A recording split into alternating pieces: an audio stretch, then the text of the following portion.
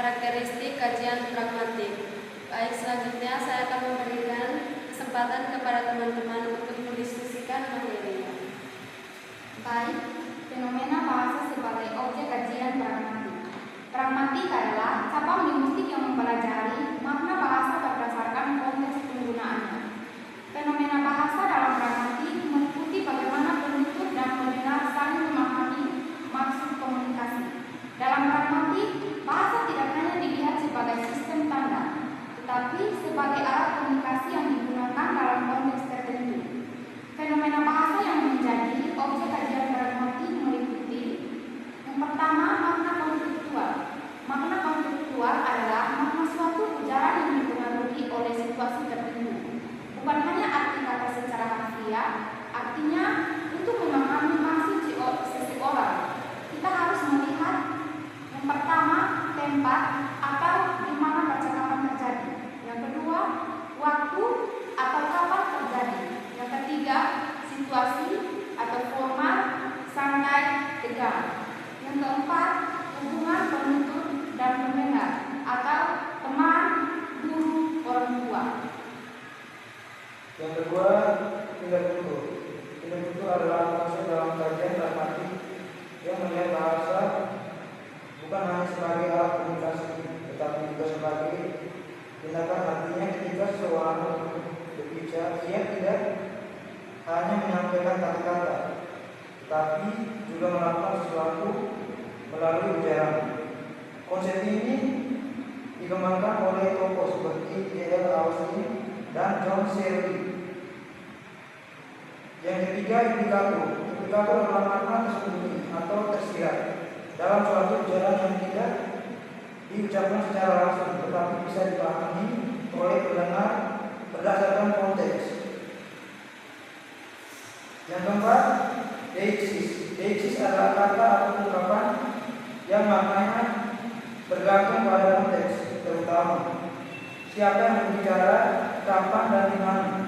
Jenis-jenis deiksis seperti yang pertama, deiksis personal, yaitu saya, kamu, dia. Yang kedua, deiksis tepat, yaitu di sini dan di sana.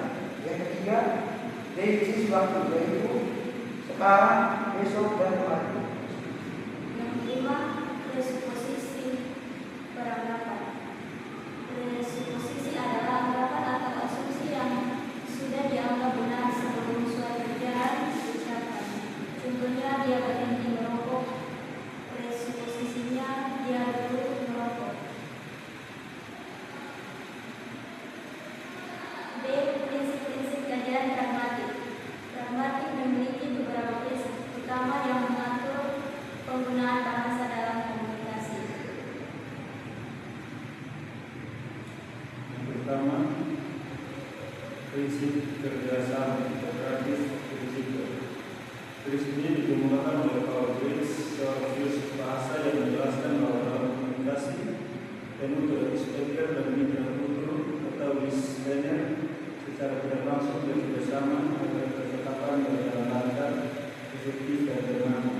Artinya, ketika seseorang berbicara, dia tidak hanya menyebut kata-kata, tetapi juga memberi langkah. Maksim. Prinsip ini menjadi dasar penting dalam memahami makna tersirat atau indikator dalam percakapan. Ada yang termasuk dalam prinsip kerjasama, yaitu maksim kuantitas, berikan informasi secukupnya, tidak kurang dan tidak berlebihan. Yang kedua, maksim kualitas, sampaikan informasi yang benar dan dapat dipercaya. Yang ketiga, maksim relevansi, berikan informasi yang sesuai dengan topik pembicaraan. Yang keempat, maksim cara, sampaikan dengan jelas, singkat, dan tidak berbingung atau tidak membingungkan. Yang kedua, prinsip kesopanan atau kesantunan. Prinsip kesantunan adalah aturan dalam berbahasa yang bertujuan untuk menjaga hubungan baik antara penutur dan mitra tutur serta menghindari konflik atau keresahan tersinggung. Prinsip ini dikembangkan oleh Joseph Le yang menekankan bahwa